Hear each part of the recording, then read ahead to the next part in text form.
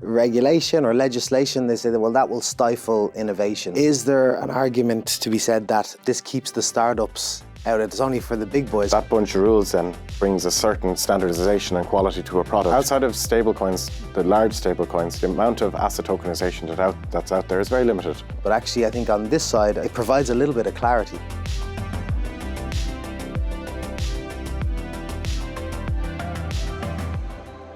All right, thanks for being here again, Brian.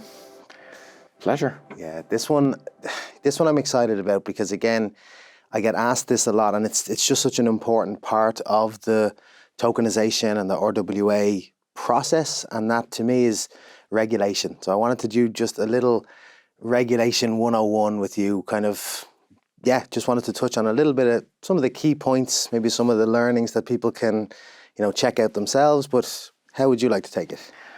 We're sitting here in Ireland, so let's have a focus on Europe. Okay. And there's two main bodies of law that we need to think about for tokenization. The first is an old body of law that's been around for a very long time, which is MIFID. And the FI is financial instruments, so it's the Markets in Financial Instruments Directive. That's what MIFID is, and financial instruments are sometimes known as securities. So they're your traditional type of asset. Your debt, your equities, your derivatives, that sort of thing is what fits into MIFID. The other major one that we have, which is passed and coming into law next year, is MICA, or as the MICAR, or MICA, or lots of different things. Anyway, that's the Markets in Crypto Assets. And that's a regulation, not a directive, which is slightly different. So regulation is directly binding from the EU into the member states, whereas a directive is implemented individually in each member state. So there's a little bit of variation. So what's important there then is we have financial instruments and what their definition is, and we have crypto assets and what their definition is. And depending on which kind of pocket you fit into either one of those regulatory regimes. Now, there are things that MICA did not cover because when it began its drafting, these were not really features of the crypto market at the time. Things like DeFi and NFTs were in their infancy at the time.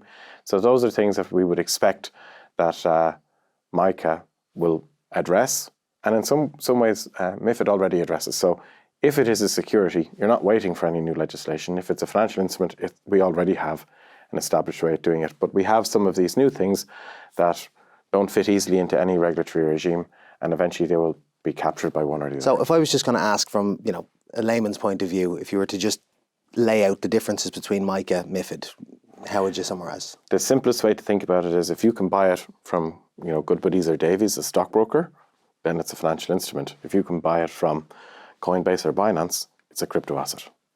No, that's good, and I think it's so important to do that, right? I'm familiar with both, but certainly not to the level of you, and that's why I think it's important for our community or for anybody who's interested in it, just to kind of, I guess, skill up a little bit on what it means, because particularly within Europe, MICA has some pretty important features, right? The whole idea of passporting is very important. So the fact that you can do something in one country and it is carried over to some others. Can you touch on that maybe a little bit and why it's different than before?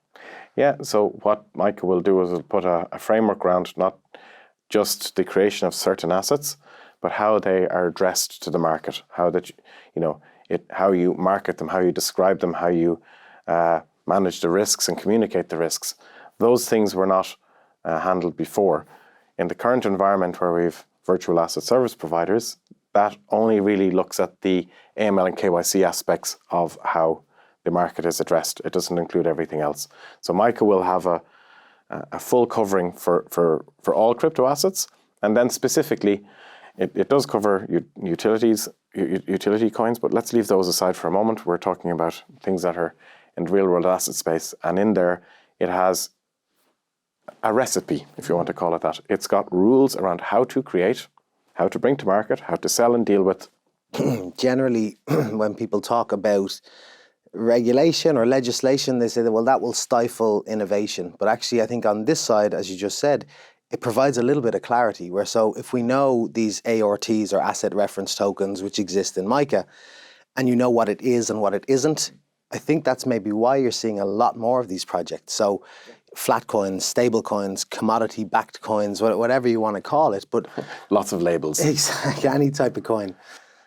It's a double-edged sword, yeah. So you are constrained in what you can do because there are certain rules that didn't exist before, and now there's rules. And there's lots of different things around the size of the coin, the capitalization, and so on and so forth that didn't exist before.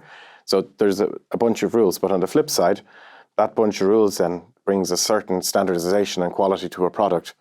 So at the moment, a lot of the uptake outside of stablecoins, the large stablecoins, the amount of asset tokenization that's out there is very limited. We have some stats, I know, within Defactor about the number of wallets that are involved in some of these projects, and it's very modest. So what MICA does is it does close off certain things. You can't do certain things under the rules, but within the rules you can. And then that allows you to confidently address a wider market with a product that is more understandable for people who are familiar with being regulated. So we, of course, have these, you've talked about MIFID and MICA, and I think what's an interesting point is a couple of years ago, you would have saw a lot of these blockchain or crypto projects being set up in offshore jurisdictions or places where maybe the legislation may be a little bit more lax. You're obviously seeing a lot more projects launching in Europe. Is that because of the clarity that's coming in MICA, or what's your take on that? I would say at the moment, the clarity that Europe has brought is not just attracting things from sunny islands. I would say that there's advanced jurisdictions who have great confusion about how they're looking at regulating and controlling the sector, and that confusion is not helpful when you're trying to build a project. The laws that we're talking about in finance, the downside of getting them wrong is serious, so you don't want to go there. You have a lot of diligent projects then who are looking at Europe and they say, okay, there is a defined framework here. We can work, we can be diligent, professional, and we can fit into that framework and we can launch a project. Mm-hmm. So I think that what I see and what I think we all see is that in many countries, when we're at events in Germany and France, the biggest countries in the EU, that there's an embracing of these new ideas, that there's quite a number of not just startups, but large financial institutions and existing players in industry saying, okay, now is the time that I want to experiment and build something in this new space using these new technologies. And I think Europe is distinguished from other parts of the world in that way, in that it provides that certainty at the moment. I think the US has a lot of well-publicized issues with how it has not decided or is undecided or is still working out how to address this. And then across Asia, you have a number of different jurisdictions which are generally, we'll say, open to these things. And I think Asia is a tremendous engine for this sector at the moment.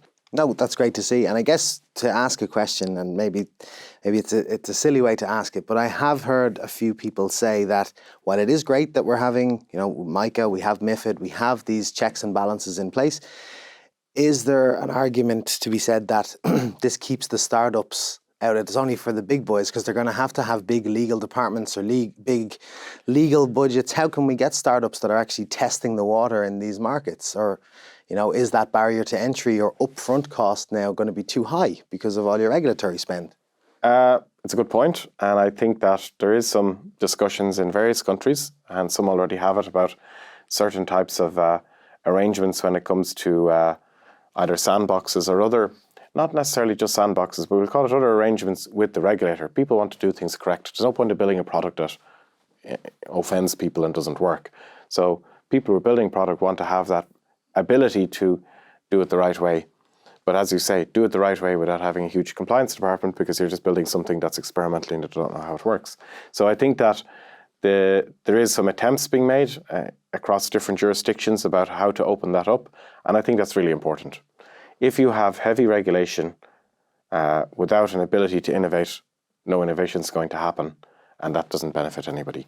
So if you want to call it innovation in regulatory approaches, is also an important part of how we do these things. I don't think the regulation is going to go away.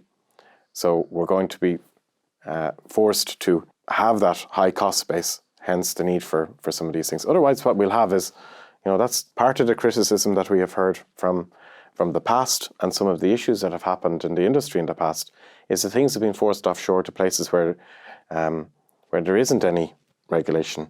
So if you have too much regulation and people are forced offshore, is almost as bad as having none and the offshore problem occurring. So it's finding that balance. So I think, as you touched on already, we're sitting here in Ireland, so it might be important to touch a little bit on that. You've got a lot of experience in, obviously, this jurisdiction. Can you talk to us a little bit about some of these innovation hubs that we're seeing from the central bank, etc.? Well, the central bank is a new innovation hub. Oh, I asked it the wrong way. So I put the answer in the question. But it's okay. And it's great. That's what we kind of, everybody wants to see, including the central bank. Like, the technology and innovation is not going to go away. So as a regulator, they need to be exposed to it and understand it. And as an industry, we need to have a way of participating and interacting with them. If you're able to discuss these things and talk about where this new innovation, these new techniques, technologies are going, with people, you don't have surprises and you don't have unwanted kind of conflict. So I think these innovation schemes and arrangements, and the new one from the central bank here, it's fantastic to see. I wish the central bank well, and I hope that it benefits Ireland greatly. Yeah, me too, for sure. And I think, well, it touches on what we've kind of said before, but we need a way that startups, scale-ups, SMEs can also go into this space and enter in, test out, can they benefit from some of these business models, new innovations, without, I think, as you said before, having a chief compliance officer or a very expensive legal team to guide you through it. And I think, go ahead. Well, I was going to say, in other jurisdictions, we're beginning to see some other innovations. In the Middle East, you have the way that the regulator is trying to interact with some of the new technology startups and stuff like that is by appointing people to work with them. So to guide them, be a Sherpa, whatever it happens to be, but that it's not that the regulator is telling them what to do as such, but you have typically a lot of technologists who might not be compliance experts, and these guys and girls and these teams need to find a way to interact better. So you have some experiments with some other regulators where they're assigning teams and people to guide and to work with these startups, and that's a good idea too. No, for sure. I think from a Defactor point of view, one thing that we're trying to do is make sure that we have the correct partner network in place, because as we've said, I think a couple of times, and it's so important, the rules are different in different jurisdictions, but even the business culture and the way things should be configured is different. So it's important to have local representation, local partners, local ambassadors, that we can kind of work together. And I say it a lot, it is a bit cheesy, but it is a stronger together type approach. So having partners, in East Asia, in Africa, in Europe, Latin America, it's certainly what we want to do. And yeah. Well, real world assets have something in the name, it's called real. Yeah. So by definition, there's something on the ground here. And absolutely how you deal with even a very simple something in, say, Africa versus Asia versus Europe, a factoring or bill of lading or whatever it happens to be. Each of those jurisdictions has their own thing going. And without knowing what's the real thing in that jurisdiction, you're not going to do very well. No, I think you can, of course, do your own research and look at what's possible, what's not, but also try to seek out, the local meetups that are happening in your area and the people that are experts in that, those jurisdictions. You will have VASPs from all over the world that understand what's happening in their markets. So try to get to know, try to get to understand. I guess final question would be, if a complete newbie wanted to learn about this stuff, where should they go? What's a good starting point? I think the Defactor website. Okay, I love it. Listen to more of the stuff that we're saying. Look, it's all very new. I think for all of this, there's no better way at understanding than participating. So if there's an opportunity to participate, even at a very low level, I think participation is where it's at. It's like a story I tell about going to the greyhound racing. I know nothing about dogs, but if I have €5 at bet on number 3, I want them to win. So if you're looking at this new marketplace and you have the ability to participate at a low level, and it allows you to feel and to see how it works. So I think that having more active participants is absolutely key, and then getting feedback. Mm-hmm. So as you have more active participants, you have more feedback, and hopefully things can get improved in an exponential way as a result of that. No, I think that's a great point. Having the user interaction, having people test these processes. I saw even a post, there's a shared real world assets Telegram channel, and people are saying, hey, do people want to get involved in this project? And I do encourage people, not only on the token level, but try the products, try the processes, see what it's looking like, give feedback, because even from a Defactor point of view, I can't stress enough, it's so important to get that user feedback and say, I wish it did this, or maybe in the next version, look at that. So that's we all I wish ask. we were perfect, but when you're building something, normally you can improve it. For sure, for sure. So I think on that note, I do want to finish off. This was great, Brian. Thank you very much. I know that there are a lot of people from the community that have these questions. So hopefully this answered some. Hopefully you can check out the Defactor website and find out more. And again, if there's something on there that you would like to know more about, it's not on there, come to our channels and ask some questions. This podcast is for information purposes only and should not be considered as financial advice. Please do your own research.